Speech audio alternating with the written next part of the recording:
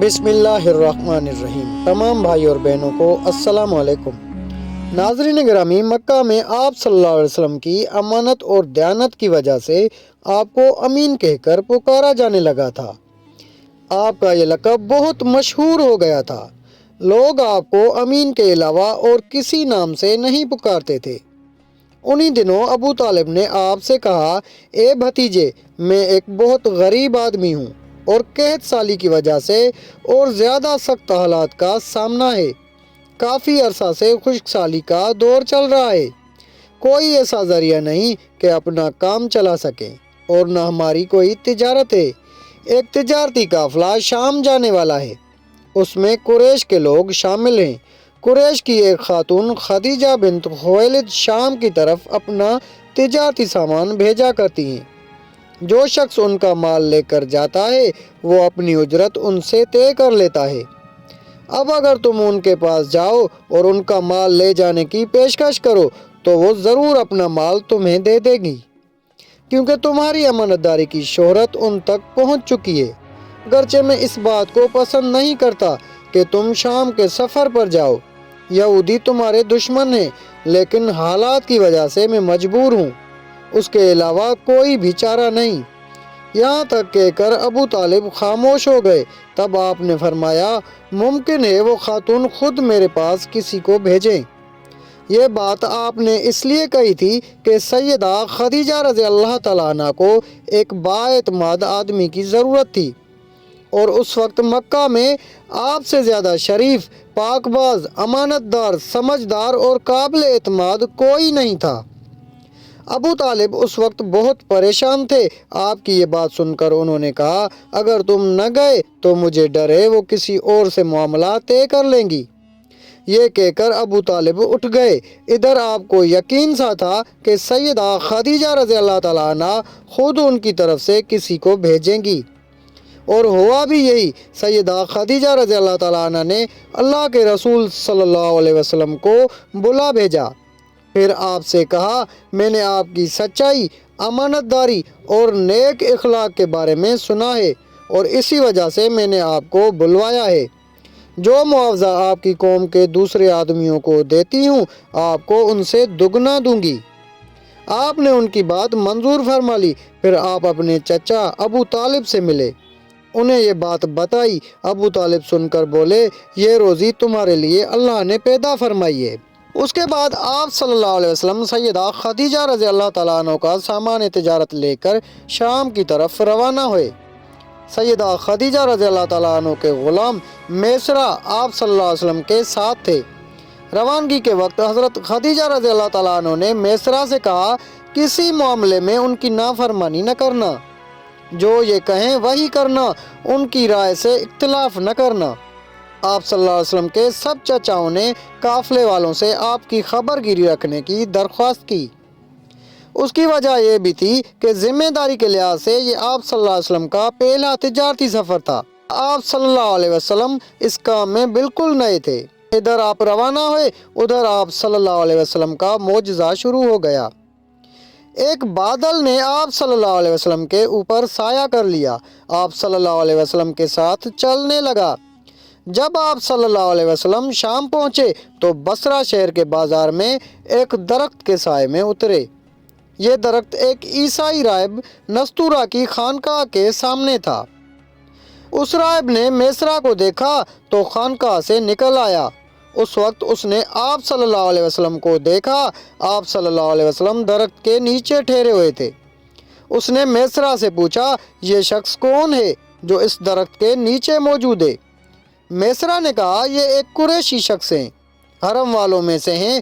یہ سن کر راہب نے کہا، اس درخت کے نیچے نبی کے سوا کبھی کوئی آدمی نہیں بیٹھا۔ مطلب یہ تھا کہ اس درخت کے نیچے آج تک کوئی شخص نہیں بیٹھا۔ اللہ تعالیٰ نے اس درخت کو ہمیشہ اس سے بچایا ہے کہ اس کے نیچے نبی کے سوا کوئی دوسرا شخص بیٹھے۔ اس کے بعد اس نے میسرہ سے پوچھا، کیا ان کی آنکھوں میں سرخی ہے؟ میسرہ نے جواب دیا، ہاں بالکل ہے، اور یہ سرخی ان کی آنکھوں میں مستقل رہتی ہے۔ اب نستورہ نے کہا، یہ وہی ہیں؟ میسرہ نے حیران ہو کر اس کی طرف دیکھا اور بولا، کیا مطلب یہ وہی ہیں؟ کون وہی؟ یہ آخری پیغمبر ہیں، کاش میں وہ زمانہ پا سکتا جب انہیں ظہور کا حکم ملے گا، یعنی جب انہیں نبوت ملے گی۔ اس کے بعد وہ چپکے سے آپ صلی اللہ علیہ وسلم کے پاس پہنچا۔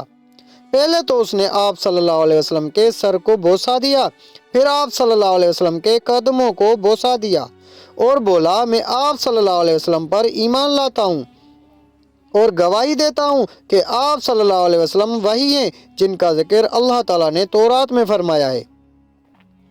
اس کے بعد نستورہ نے کہا، اے محمد صلی اللہ علیہ وسلم، میں نے آپ صلی اللہ علیہ وسلم میں وہ تمام نشانیاں دیکھ لی ہیں جو پرانی کتابوں میں آپ صلی اللہ علیہ وسلم کی نبوت کی علامتوں کے طور پر درج ہیں۔ صرف ایک نشانی باقی ہے، اس لیے آپ صلی اللہ علیہ وسلم ذرا اپنے کندھے سے کپڑا ہٹائیں۔ آپ صلی اللہ علیہ وسلم نے اپنے شانہ مبارک سے کپڑا ہٹا دیا، تب نستورہ نے وہاں مہر نبوت کو جگمگاتے دیکھا۔ وہ فوراً مہر نبوت کو چومنے کے لیے جھک گیا، پھر بولا، میں گواہی دیتا ہوں کہ اللہ تعالیٰ کے سوا کوئی عبادت کے لائق نہیں، اور میں گواہی دیتا ہوں کہ آپ صلی اللہ علیہ وسلم اللہ تعالیٰ کے پیغمبر ہیں۔ آپ صلی اللہ علیہ وسلم کے بارے میں حضرت عیسیٰ ابن مریم علیہ السلام نے خوشخبری دی تھی، اور انہوں نے کہا تھا، میرے بعد اس درخت کے نیچے کوئی نہیں بیٹھے گا سوائے اس پیغمبر کے جو امی یعنی ان پڑھ، ہاشمی، عربی اور مکی یعنی مکہ کے رہنے والے ہوں گے۔ قیامت میں حوض کوثر اور شفاعت والے ہوں گے۔ اس واقعے کے بعد آپ صلی اللہ علیہ وسلم بصرہ کے بازار تشریف لے گئے۔ وہاں آپ صلی اللہ علیہ وسلم نے مال فروخت کیا جو ساتھ لائے تھے اور جو کچھ چیزیں خریدی تھی۔ اس خرید و فروخت کے دوران ایک شخص نے آپ صلی اللہ علیہ وسلم سے کچھ جھگڑا کیا اور بولا، لات اور عزیٰ کی قسم کھاؤ۔ آپ صلی اللہ علیہ وسلم نے فرمایا، میں نے ان بتوں کے نام پر کبھی قسم نہیں کھائی۔ آپ صلی اللہ علیہ وسلم کا یہ جملہ سن کر وہ شخص چونک اٹھا۔ شاید وہ گزشتہ آسمانی کتاب کا کوئی عالم تھا اور اس نے آپ کو پہچان لیا تھا، چنانچہ بولا، آپ ٹھیک کہتے ہیں۔ اس کے بعد اس نے میسرہ سے علیحدگی میں ملاقات کی۔ کہنے لگا، میسرہ یہ نبی ہیں، قسم ہے اس ذات کی جس کے ہاتھ میں میری جان ہے، یہ وہی ہے جن کا ذکر ہمارے راہب اپنی کتابوں میں پاتے ہیں۔ میسرہ نے اس کی اس بات کو ذہن نشین کر لیا۔ راستے میں ایک اور واقعہ پیش آیا۔ سیدہ خدیجہ رضی اللہ تعالیٰ عنہ کے 2 اونٹ بہت زیادہ تھک گئے تھے اور چلنے کے قابل نہ رہے تھے۔ ان کی وجہ سے میسرہ قافلے کے پیچھے رہ گیا۔ نبی کریم صلی اللہ علیہ وسلم قافلے کے اگلے حصے میں تھے۔ میسرہ ان اونٹوں کی وجہ سے پریشان ہوا تو دوڑتا ہوا اگلے حصے کی طرف آیا اور اپنی پریشانی کے بارے میں آپ کو بتایا۔ آپ اس کے ساتھ ان دونوں اونٹوں کے پاس تشریف لائے، ان کی کمر اور پچھلے حصے پر ہاتھ پھیرا، کچھ پڑھ کر دم کیا۔ آپ کا ایسا کرنا تھا کہ اونٹ اسی وقت ٹھیک ہو گئے اور اس قدر تیز چلے کہ قافلے کے اگلے حصے میں پہنچ گئے۔ اب وہ منہ سے آوازیں نکال رہے تھے اور چلنے میں جوش و خروش کا اظہار کر رہے تھے۔ پھر قافلے والوں نے اپنا سامان فروخت کیا۔ اس بار انہیں اتنا نفع ہوا کہ پہلے کبھی نہیں ہوا تھا۔ چنانچہ میسرہ نے آپ سے کہا، اے محمد، ہم سالہ سال سے سیدہ خدیجہ رضی اللہ تعالیٰ عنہ کے لیے تجارت کر رہے ہیں، مگر اتنا زبردست نفع ہمیں کبھی نہیں ہوا جتنا اس بار ہوا ہے۔ آخر قافلہ واپس مکہ کی طرف روانہ ہوا۔ میسرہ نے اس دوران صاف طور پر یہ بات دیکھی کہ جب گرمی کا وقت ہوتا تھا اور نبی کریم صلی اللہ علیہ وسلم اپنے اونٹ پر ہوتے تھے تو 2 فرشتے دھوپ سے بچانے کے لیے آپ پر سایہ کیے رہتے تھے۔ ان تمام باتوں کی وجہ سے میسرہ کے دل میں آپ کی محبت گھر کر گئی اور یوں لگنے لگا جیسے وہ آپ کا غلام ہو۔ آپ صلی اللہ علیہ وسلم دوپہر کے وقت مکہ میں داخل ہوئے۔ آپ باقی قافلوں سے پہلے پہنچ گئے تھے۔ آپ سیدھے حضرت خدیجہ رضی اللہ تعالیٰ عنہ کے گھر پہنچے۔ وہ اس وقت چند عورتوں کے ساتھ بیٹھی تھیں۔ انہوں نے دور سے آپ کو دیکھ لیا۔ آپ اونٹ پر سوار تھے اور 2 فرشتے آپ پر سایہ کیے ہوئے تھے۔ حضرت خدیجہ رضی اللہ تعالیٰ عنہ نے یہ منظر دوسری عورتوں کو بھی دکھایا۔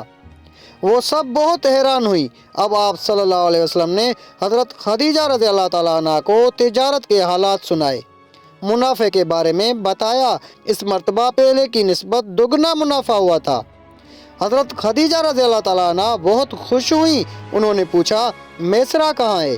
آپ نے بتایا وہ ابھی پیچھے ہے۔ یہ سن کر سیدہ نے کہا آپ فوراً اس کے پاس جائیے اور اسے جلد از جلد میرے پاس لائیے۔ آپ واپس روانہ ہوئے۔ حضرت خدیجہ رضی اللہ تعالیٰ عنہ نے دراصل آپ کو اس لیے بھیجا تھا کہ وہ پھر سے وہی منظر دیکھنا چاہتی تھیں، جاننا چاہتی تھیں کہ اب بھی فرشتے ان پر سایہ کرتے ہیں یا نہیں۔ جو ہی آپ روانہ ہوئے یہ اپنے مکان کے اوپر چڑھ گئی اور وہاں آپ کو دیکھنے لگی۔ آپ کی شان اب بھی وہی نظر آئی۔ اب انہیں یقین ہو گیا کہ ان کی آنکھوں نے دھوکہ نہیں کھایا تھا۔ کچھ دیر بعد آپ صلی اللہ علیہ وسلم میسرہ کے ساتھ ان کے پاس پہنچ گئے۔ حضرت خدیجہ رضی اللہ تعالیٰ عنہ نے میسرہ سے کہا میں نے ان پر 2 فرشتوں کو سایہ کرتے ہوئے دیکھا ہے، کیا تم نے بھی کوئی ایسا منظر دیکھا ہے؟ جواب میں میسرہ نے کہا میں تو یہ منظر اس وقت سے دیکھ رہا ہوں جب قافلہ یہاں سے شام جانے کے لیے روانہ ہوا تھا۔ اس کے بعد میسرہ نے نستورہ سے ملاقات کا حال سنایا۔ دوسرے آدمی نے جو کہا تھا وہ بھی بتایا، جس نے لات اور عزا کی قسم کھانے کے لیے کہا تھا۔ پھر اونٹوں والا واقعہ بتایا۔ یہ تمام باتیں سننے کے بعد سیدہ خدیجہ رضی اللہ تعالیٰ عنہ نے آپ کو طے شدہ اجرت سے دگنا دی، جبکہ طے شدہ اجرت پہلے ہی دوسرے لوگوں کی نسبت دگنا تھی۔ ان تمام باتوں سے سیدہ خدیجہ رضی اللہ تعالیٰ عنہ بہت حیران ہوئی۔ اب وہ اپنے چچا زاد بھائی ورقہ بن نوفل سے ملی۔ یہ پچھلی کتابوں کے عالم تھے۔ سیدہ خدیجہ رضی اللہ تعالیٰ عنہ نے انہیں جو کچھ خود دیکھا اور میسرہ کی زبانی سنا تھا سب کہہ سنایا۔ ورقہ بن نوفل اس وقت عیسائی مذہب سے تعلق رکھتے تھے، اس سے پہلے وہ یہودی تھے۔ سیدہ خدیجہ رضی اللہ تعالیٰ عنہ کی تمام باتیں سن کر ورقہ بن نوفل نے کہا خدیجہ اگر یہ باتیں سچ ہیں تو سمجھ لو محمد اس امت کے نبی ہیں۔ میں یہ بات جان چکا ہوں کہ وہ اس امت کے ہونے والے نبی ہیں۔ دنیا کو انہی کا انتظار تھا، یہی ان کا زمانہ ہے۔ یہاں یہ بات بھی واضح ہو جائے کہ نبی اکرم صلی اللہ علیہ وسلم نے سیدہ خدیجہ رضی اللہ تعالیٰ عنہ کے لیے تجارتی سفر صرف ایک بار ہی نہیں کیا، چند سفر اور بھی کیے۔ سیدہ خدیجہ رضی اللہ تعالیٰ عنہ ایک شریف اور پاک باز خاتون تھیں۔ نسب کے اعتبار سے بھی قریش میں سب سے اعلیٰ تھیں۔ انہیں قریش کی سیدہ کہا جاتا تھا۔ قوم کے بہت سے لوگ ان سے نکاح کے خواہشمند تھے۔ کئی نوجوانوں کے پیغام ان تک پہنچ چکے تھے، لیکن انہوں نے کسی کے پیغام کو قبول نہیں کیا تھا۔ نبی اکرم صلی اللہ علیہ وسلم تجارت کے سفر سے واپس آئے تو آپ صلی اللہ علیہ وسلم کی خصوصیات دیکھ کر اور آپ کی باتیں سن کر وہ آپ صلی اللہ علیہ وسلم سے بہت زیادہ متاثر ہو چکی تھیں۔ لہٰذا انہوں نے ایک خاتون نفیسہ بنت منیہ کو آپ کی خدمت میں بھیجا۔ انہوں نے آ کر آپ سے کہا کہ اگر کوئی دولت مند اور پاک باز خاتون خود آپ کو نکاح کی پیشکش کرے تو کیا آپ مان لیں گے؟ ان کی بات سن کر آپ نے فرمایا وہ کون ہے؟ نفیسہ نے فوراً کہا خدیجہ بنت خویلد۔ آپ نے انہیں اجازت دے دی۔ نفیسہ بنت منیہ سیدہ خدیجہ رضی اللہ تعالیٰ عنہ کے پاس آئیں، انہیں ساری بات بتائی۔ سیدہ خدیجہ رضی اللہ تعالیٰ عنہ نے اپنے چچا عمرو بن اسد کو اطلاع کرائی تاکہ وہ آ کر نکاح کر دیں۔ سیدہ خدیجہ رضی اللہ تعالیٰ عنہ کی اس سے پہلے 2 مرتبہ شادی ہو چکی تھی۔ ان کا پہلا نکاح عتیق ابن مائد سے ہوا تھا، اس سے بیٹی ہندہ پیدا ہوئی تھی۔ عتیق کے فوت ہو جانے کے بعد سیدہ کا دوسرا نکاح ابو حالہ نامی شخص سے ہوا۔ ابو حالہ کی وفات کے بعد سیدہ خدیجہ رضی اللہ تعالیٰ عنہ بیوہ کی زندگی گزار رہی تھی کہ انہوں نے آپ صلی اللہ علیہ وسلم سے نکاح کا ارادہ کر لیا۔ اس وقت سیدہ کی عمر 40 سال کے لگ بھگ تھی۔ سیدہ خدیجہ رضی اللہ تعالیٰ عنہ کے چچا عمرو بن اسد وہاں پہنچ گئے۔ ادھر نبی کریم صلی اللہ علیہ وسلم بھی اپنے چچاؤں کو لے کر پہنچ گئے۔ نکاح کس نے پڑھایا اس بارے میں روایات مختلف ہیں۔ ایک روایت یہ ہے کہ یہ نکاح چچا ابو طالب نے پڑھایا تھا۔ مہر کی رقم کے بارے میں بھی روایات مختلف ہیں۔ ایک روایت یہ ہے کہ مہر کی رقم 12 اوقیہ کے قریب تھی۔ دوسری روایت یہ ہے کہ آپ نے مہر میں 20 جوان اونٹنیاں دی تھی۔ نکاح کے بعد نبی کریم صلی اللہ علیہ وسلم نے ولیمے کی دعوت کھلائی اور اس دعوت میں آپ نے 1 یا 2 اونٹ ذبح کیے۔ تو ناظرین گرامی یہ تھی ہماری آج کی ویڈیو۔ اگر آپ کو ویڈیو اچھی لگی تو ویڈیو کو لائک کر کے اپنے دوست و احباب سے بھی زیادہ سے زیادہ شیئر کریں۔ جزاک اللہ۔